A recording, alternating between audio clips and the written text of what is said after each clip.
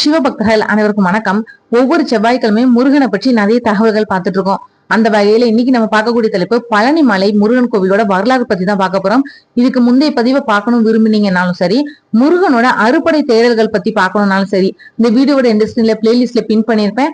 உங்களுக்கு நேரம் இருக்கிறப்ப அதையும் பாருங்க. சரி, பதிவுக்குள்ள போகலாம். மனுஷங்களா பிறந்த அனைவருமே அடைய முயற்சிக்க வேண்டிய ஒரு மேன்மையான நிலை என்னன்னா அது ஞானம் தான். தவ வாழ்க்கை மேற்கொள்றவங்களுக்கும் ஆன்மீக தேடல்ல இருக்கிறவங்களுக்கும் சுலபத்துல வந்து உதவுவாரு முருகப்பெருமான். அப்படி அந்த முருகப்பெருமான் ஞானத்தோட வடிவா கோவில் கொண்டிருக்கக்கூடிய புனித தலம் தான் இந்த பழனிமலை ஸ்ரீ தண்டாயுதபாணி திருக்கோவில். பழனிமலை முருகன் கோவிலோட தல வரலாறு பத்தி பார்க்கலாம்.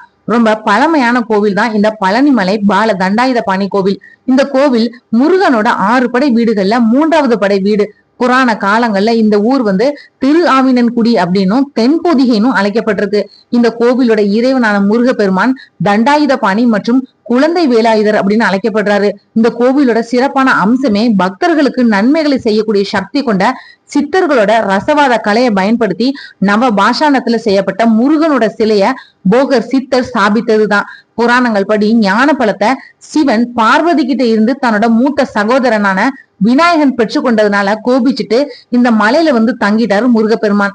தந்தை சிவபெருமானும் தாய் பார்வதியும் எவ்வளவோ கெஞ்சி சமாதானப்படுத்தியும் இந்த பழனி மலையில தான் தங்க போறதா உறுதியா சொல்லிட்டாரு முருகன். பிற்காலத்துல இந்த தலத்துக்கு வந்து வழிபட்ட தமிழ் மூதாட்டி ஔவையாருக்கு முருகப்பெருமான் காட்சி தந்தப்போ, நீயே ஞான வடிவானவன் அப்படின்ற பொருள் கொண்ட பழம் நீ அப்படின்ற அவ்வை போற்றினாரு. இதுவே காலப்போக்குல இந்த தலத்துக்கு பழனி அப்படின்ற பெயர் வர காரணமாவும் இருந்தது. தமிழ் சித்தர்கள்ல முதன்மையானவர்கள்ல போகர் சித்தரும் ஒருத்தர். அஷ்டமா சித்திகளையும் கைவர பெற்றவர். இந்த பழனிமலைக்கு போகர் தவம் இயற்ற வந்தப்போ அன்னை பார்வதி, முருகன் மற்றும் சித்தர்கள்ல தலையாய சித்தரான அகத்தியர் இந்த 3 பேரோட உத்தரவு பேர்ல பழனிமலை முருகனுக்கு நவபாஷான சிலை வடிக்கக்கூடிய பணியையும் மேற்கொண்டாரு போகர் சித்தர். இந்த நவபாஷான சிலையை வடிக்கிறதுக்கு போகர் எடுத்துக்கொண்ட காலம் 9 ஆண்டுகள். 4000க்கும் மேற்பட்ட மூலிகைகளை கலந்து இந்த நவபாஷான சிலையை செய்ய பயன்படுத்தப்பட்டது. 81 சித்தர்கள் போகரோட வழிகாட்டுதல் படி நவபாஷான சிலை செய்யக்கூடிய பணியிலையும் உதவுனாங்க. ரொம்ப அற்புதமான இந்த நவபாஷான சிலைய மக்களோட நன்மைக்காக இறைவனோட உத்தரவு பேர்ல செஞ்சாரு போக முனிவர். இந்த நவபாஷான சிலைக்கு அபிஷேகம் செய்யப்படக்கூடிய சந்தனம், விபூதி, பன்னீர், பஞ்சாமிர்தம் இது எல்லாத்தையும் பிரசாதமா பெற்று சாப்பிடக்கூடிய பக்தர்களோட எப்படிப்பட்ட உடல் நோய்களையும் தீர்க்கக்கூடிய தெய்வீக சக்தி கொண்டதுன்னு சொல்றாங்க. இந்த பழனி மலையிலேயே போகர் சித்தரோட சமாதி மற்றும் போகர் சித்தரோட தனி சன்னதியும் இருக்கு. இங்க இருக்கக்கூடிய முருகன் விக்கிரகத்துல ஒரு கிளியோட உருவம் இருக்குது. திருப்புகழ் சொல்லக்கூடிய முருகனை போற்றி பாடல் தொகுப்பை இயற்றிய அருணகிரிநாதர் தான் கிளி வடிவில முருகனோட இருக்கக்கூடிய பேரு பெற்றிருக்கார் அப்படின்னு ஐதீகம். பழனிமலைக்கு செல்லக்கூடிய வழியில இடும்பனோட சன்னதி இருக்குது. இடும்பனுக்கு அதிகாலையில முதல் பூஜைகள் செய்யப்பட்டதுக்கு அப்புறமா தான் மலை மேல வீச்சு இருக்கக்கூடிய முருகப்பெருமானுக்கு பூஜைகள் செய்யப்படுறது உண்டு. முற்காலத்துல வாழ்ந்த இடும்பன் சொல்லக்கூடிய அரக்கன் தன்னோட தோல்ல ஒரு கட்டையில சக்திகிரி, சிவகிரின்னு சொல்லக்கூடிய மலைகளை தூக்கிட்டு போயிட்டு இருந்தான். அப்போ இந்த பழனி மலையில தான் தூக்கி வந்த 2 மலைகளையும் வச்சுட்டு களைப்பாடுறப்போ இங்க கோவில் கொண்டிருக்கக்கூடிய முருகப்பெருமானோட சண்டையிடக்கூடிய நிலையும் வந்தது. முருகனுடனான சண்டையில தோற்ற இடும்பன் முருகனோட பக்தன் ஆயிட்டான்.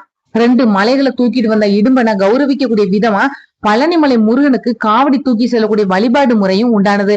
இந்த பழனிமலை முருகன் ஆண்டியா தோற்றமளிக்க காரணம் என்னன்னா, கல்வியை பயிற்றுவிக்கக்கூடிய ஆசிரியர் எப்படி கையில கொம்ப வச்சுக்கிட்டு மாணவர்களை அடிக்காம அவங்கள அதட்டி கல்வியை கற்பிக்கிறாங்களோ அது மாதிரிதான் வாழ்க்கையில எல்லாத்துலயும் இருக்கக்கூடிய நிலையாமைய நினைவுறுத்தி மக்களை ஞான பாதைக்கு திருப்பக்கூடிய ஞானாசிரியரா இந்த தளத்துல கையில தண்டத்தோட காட்சி கொடுத்து தண்டாயுதபாணியா இருக்கிறாரு. திருவண்ணாமலை, அருணாச்சல மலைய மக்கள் சித்ரா பௌர்ணமி அன்னைக்கு எப்படி கிரிவலம் வர்றாங்களோ அதே மாதிரி அக்னி நட்சத்திர நாள்ல பக்தர்கள் இந்த பழனி மலைய கிரிவலம் செய்யறது ரொம்பவே சிறப்பு. இந்த கோவிலுக்கு வரக்கூடிய பக்தர்கள் மலைய கிரிவலம் வந்ததுக்கு அப்புறமா 450 மீட்டர் உயரமா இருக்கக்கூடிய மலைய 690 படிகள் ஏறி கடந்து வரணும். நடந்து மலை ஏற முடியாதவங்களுக்கு மலைக்கு மேல செல்றதுக்கு ரோப்கார் வசதியும் இருக்கு. இங்க இருக்கக்கூடிய முருகப்பெருமானுக்கு நல்லெண்ணெய், சந்தனம், பஞ்சாமிர்தம், விபூதி இந்த 4 பொருட்களை கொண்டுதான் அபிஷேகம் செய்யறாங்க. பன்னீர் அபிஷேகம் மார்கழி மாதத்துல மட்டும்தான் செய்யப்படுது. சந்தனம், பன்னீர் தவிர்த்து மீதி அபிஷேக பொருட்கள் எல்லாம் முருகனோட விக்கிரகத்தோட தலையில வச்சுட்டு எடுத்துடுறாங்க. முருகன் சிலை மேல வச்சு எடுக்கப்படக்கூடிய சிரசு விபூதி சித்தர்களோட உத்தரவு பேர்ல பக்தர்களுக்கு வழங்கப்படுது. அரிதான பிரசாதமும் இது இருக்கு. பொதுவா சிவாலயங்கள்ல அன்னாபிஷேகம் நடக்கும். ஆனா பழனி முருகன் கோவில்ல விசேஷ நட்சத்திர தினங்கள்ல அன்னாபிஷேகமும் நடத்தப்படுது. ஒரு நாள்ல 6 முறை முருகனுக்கு அபிஷேகம் மற்றும் அலங்காரங்கள் எல்லாம் செய்யப்படுது. ஒரு முறை அபிஷேகம் செஞ்சு அலங்காரம் செஞ்சதுக்கு அப்புறமா பூக்கள், அர்ச்சனை, மாலை சாற்றுறது இது எதுவுமே செய்யப்படுறது கிடையாது. திருப்பதி கோவிலோட பிரசாதமா லட்டு எப்படி புகழ் பெற்றிருக்கோ அதே மாதிரி பழனி தண்டாயுதபாணிக்கு அபிஷேகம் செய்யப்பட்ட பழனி பஞ்சாமிர்தம் உலக புகழ் பெற்றதுன்னே சொல்லலாம். இந்த கோவிலோட பஞ்சாமிர்த பிரசாதத்தை சாப்பிடுறவங்களுக்கு அவங்களோட உடல்ல இருக்கக்கூடிய நோய்கள் நீங்குது அப்படின்றது அனுபவம் பெற்றவர்களோட உறுதியான வாக்கு. மேற்கு திசையில இருக்கக்கூடிய கேரள மாநிலத்தை பார்த்த மாதிரியே தண்டாயுதபாணி இந்த கோவில வீழ்ச்சி இருக்கிறதுனால மலையாள பக்தர்கள் ரொம்ப அதிக அளவுல பழனி முருகன் கோவிலுக்கு வந்து வழிபடுறாங்க. தமிழகத்துல இருக்கக்கூடிய கோவில்கள்ல கோடி கணக்குல பக்தர்களோட காணிக்க பெரும் கோவிலா பழனிமலை முருகன் கோவில் இருக்குது. பழனி ஆண்டவரை வழிபடக்கூடிய பக்தர்கள் சில பேரு தங்களோட தொழில் வியாபாரங்கள்ல கூட்டாளியா கருதி ரொம்ப லாபம் பெற்றதுக்கு அப்புறமா அந்த லாபத்துல பழனி முருகனுக்குரிய பாகத்தை காணிக்கையா இந்த கோவிலோட உண்டியல்லையும் போடுறாங்க. திருப்பதியில எப்படி தலைமுடிய மொட்டையடிச்சு தங்களோட வேண்டுதலை நிறைவேற்றுறாங்களோ அதே மாதிரி பழனி முருகனுக்கும் முடியிறக்கி காணிக்கையும் செலுத்துறாங்க. இங்க இருக்கக்கூடிய போகர் சித்தரோட சமாதியில வழிபடுறதுனால இன்னைக்கும் சூட்சம வடிவுல இந்த பழனி மலையில வாழ்ந்துட்டு இருக்கக்கூடிய போகர் நம்மளோட குறைகள் எல்லாத்தையுமே தீர்த்து கொடுக்கிறாரு. ஆன்மீக ஞானம் பெறதுக்கு, திருமணம், குழந்தை பாக்கியம், வேலை வாய்ப்பு, தொழில், வியாபாரம், மேன்மை போன்றவற்றிற்காக அதிக அளவுல பக்தர்கள் இங்க வந்து வேண்டிக்கிறாங்க. இந்த கோவில் சேர வம்சத்தோட மன்னரான சேரமான் பெருமானால கட்டப்பட்டதா நம்பப்படுது. இத பற்றி ஒரு சுவாரஸ்யமான கதையும் உண்டு. மன்னர் பழனி மலைகளுக்கு சுற்றுப்பயணம் மேற்கொண்டிருந்தப்போ முருகப்பெருமான் அவரோட கனவுல தோன்றி தரிசனம் கொடுத்தாரு. மலை கோயில மறுபடியும் கட்டுமாறு அவர் மன்னருக்கு அறிவுறுத்தினாரு. சேர மன்னர் மலைக்கு போய் அங்க முருகனோட சிலையையும் கண்டாரு. அவர் மிகுந்த பக்தியோட தற்போதைய கோவில மறுபடியும் கட்டினாரு. அடுத்து சோழர்களும் பாண்டியர்களும் வந்தாங்க. அவங்களும் 8 முதல் 13ஆம் நூற்றாண்டுகளுக்கு இடையில மண்டபங்களையும் கோபுரங்களையும் சேர்த்து சின்ன கோவில விரிவுபடுத்தினாங்க. நாயக்க மன்னர்கள் அழகான சிற்பங்களை சேர்த்து தங்களோட பங்களிப்பையும் செஞ்சாங்க. கோவிலோட சுவர்கள்ல இருக்கக்கூடிய கல்வெட்டுகள் பல மன்னர்களால பூஜை நடத்துறதுக்காக வழங்கப்பட்ட பரிசுகளுக்கும் கட்டுமானங்களுக்கும் சான்றா நிற்குது. அடுத்ததா கோவிலோட ஸ்தல புராணமும் காவடி புராணமும் பத்தி பார்க்கலாம். முனிவரான அகத்தியர் தன்னோட சீடரான இடும்பன் கிட்ட சிவகிரி மற்றும் சக்திகிரி மலைகளை தெற்கு நோக்கி சுமந்து செல்லுமாறு கட்டளை போட்டாரு. இடும்பன் படைப்பு கடவுளான பிரம்மாவோட உதவியை நாடுனான். பிரம்மா அவனுக்கு தன்னோட தண்டம் சொல்லப்படக்கூடிய திடமான தடியையும் வழங்கினாரு. இடும்பன் அந்த மலைகளை தடியோட 2 முனைகளையும் சமநிலைப்படுத்தி சுமந்துட்டு போனான். நீண்ட தூரம் பயணம் செஞ்சதுக்கு அப்புறமா இடும்பன் கொஞ்ச நேரம் ஓய்வெடுக்க முடிவு செஞ்சு மலைகளை கீழே வச்சுட்டான். இதுக்கு இடையில மற்றொரு முனிவரான நாரத மகரிஷி ஞான பழத்தை கொண்டு வந்து சிவனுக்கும் பார்வதி தேவிக்கும் பரிசா கொடுத்தாரு. சிவபெருமான் தன்னோட மகன்களான கணபதி மற்றும் முருகன் கிட்ட அவங்கள யார் முதல்ல உலகத்தை சுத்திட்டு வராங்களோ அவங்களுக்குதான் அந்த பழம் பரிசா வழங்கப்படும் சொன்னாரு. சவாலை ஏத்துக்கிட்ட முருகன் மயிலாகிய தன்னோட வாகனத்துல விரைந்து புறப்பட்டாரு. ஆனா கணேசன் தன்னோட பெற்றோரை முதல்ல சுற்றி வந்து பெற்றோர் தான் தன்னோட உலகம் சொன்னாரு. இது சாதுரியமான வாதம். அதனால சிவனை கவர்ந்துடுச்சு. அதனால அவர் ஞான பழத்தை கணேசனுக்கு கொடுத்துட்டாரு. முருகன் திரும்பி வந்தப்போ சிவபெருமானோட முடிவால ரொம்ப ஏமாற்றமும் அடைஞ்சாரு. அதனால அவர் தன்னோட பெற்றோரை விட்டுட்டு சிவகிரி மலையோட அடிவாரத்துல இருக்கக்கூடிய திருஆவினன் குடிக்கும் வந்தாரு. முருக பெருமானே ஞானத்தோட கனி, அதாவது பழம் நீ அப்படின்னு சொல்றாங்க. பழம் அப்படின்னா கனி, நீனா நீயே ஞானத்தின் கனி அப்படின்னு சொல்லி சிவன் அவரை அமைதிப்படுத்தினாரு. அதனாலதான் பழனி அப்படின்ற பேர் உருவானதாகவும் சொல்லப்படுது. பிற்காலத்துல பணிவு மற்றும் எளிமையோட அடையாளமா ஒரு கோவணம் மற்றும் ஒரு கைத்தடியோட முருகப்பெருமான் பழனியில ஒரு துறவியா குடியேறினார் அப்படின்னு நம்பப்படுது.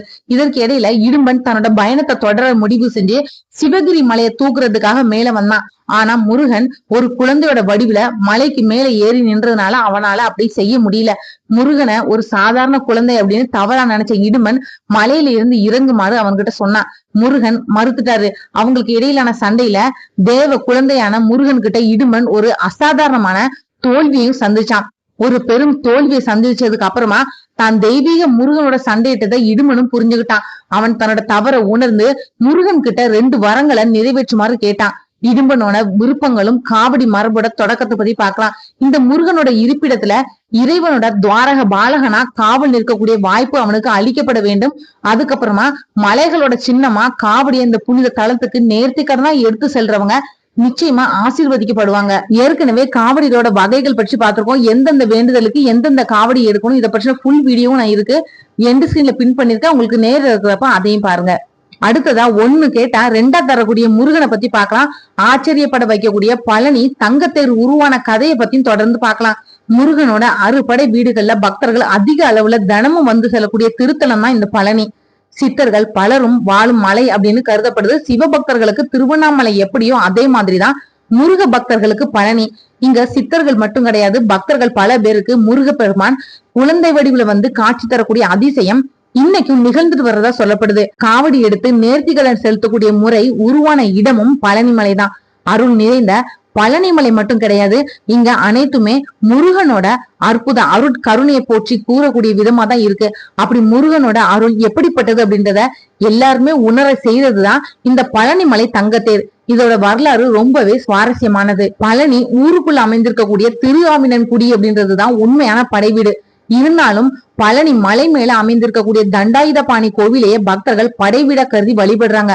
ஆனா பழனிக்கு போய் முழு பழனியும் பெறணும் அப்படின்னு நினைக்கிறவங்க முதல்ல ஊருக்குள்ள போய் அங்க இருக்கக்கூடிய திருஆவினன்குடி தலத்துக்கும் கிட்டக்க இருக்கக்கூடிய இடும்பன் மலைக்கும் போய் வழிபட்டதுக்கு அப்புறமா பழனி மலை மேல இருக்கக்கூடிய தண்டாயுதபாணியை தரிசனம் செய்யணும். அடுத்ததா தங்கத்தேர் பத்தி பார்க்கலாம். பழனியில நடைபெறக்கூடிய ரொம்ப முக்கியமான வழிபாடு இந்த தங்கத்தேர் வழிபாடு. முதல்ல பழனிமலை கோவில்ல தான் தங்கரதம் அமைக்கப்பட்டது. அதுக்கப்புறமா தான் திருச்செந்தூர், திருத்தணி உள்ளிட்ட மற்ற முருகன் கோவில்கள்ல தங்கத்தேர் அமைக்கப்பட்டு தங்கத்தேர் பவனி உற்சவமும் நடத்தப்படுது. முருகனை மனதார நம்பி வழிபடக்கூடிய பக்தர்களுக்கு முருகன் எப்படி அருள் செய்வார் அப்படின்றதுக்கு ரொம்ப பெரிய சாட்சியா இன்னைக்கும் இருக்கிறது தான் இந்த பழனிமலை தங்கத்தேர். பழனியில சாது சாமி அப்படின்னு ஒருத்தர் இருந்துட்டு வந்தாரு. அவர் தினமும் மலை மேல ஏறி போய் முருகனை தரிசனம் செஞ்சுட்டு கண்ணீர் விட்டு அழுவாராம். ஏன் அழுறீங்க அப்படின்னு கேட்டா, இனி மீண்டும் முருகனை நாளைக்கு தானே தரிசனம் செய்ய முடியும், அது வரைக்கும் நான் முருகனை பிரிந்து இருக்கணுமே அப்படின்னு சொல்லுவாராம். அந்த அளவுக்கு தீவிர முருக பக்தரா இருந்த அவரை பெரும் செல்வந்தரான முருகேச முதலியார் அப்படின்னு சொல்லக்கூடியவர் தரிசனம் செய்யறாரு. முருகேச முதலியார் பழனி கோவில் நிர்வாகியா இருந்திருக்காரு.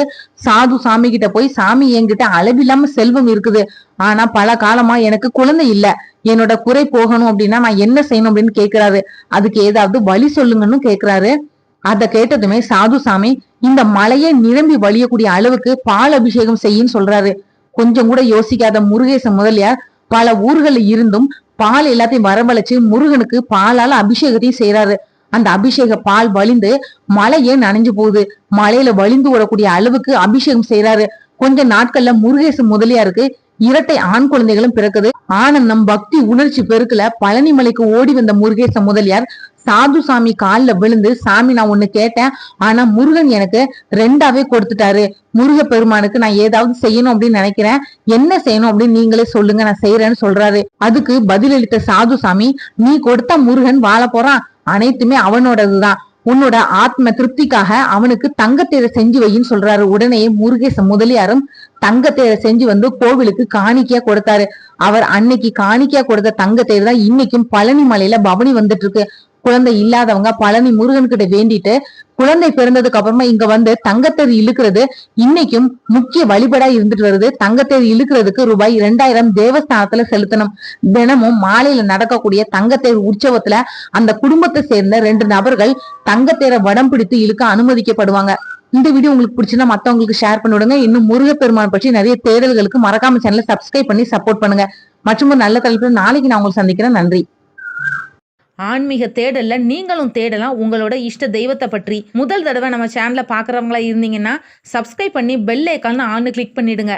அப்பதான் நான் போடுற பதிவு உடனடியாக நோட்டிஃபிகேஷனாக உங்ககிட்ட வரும்.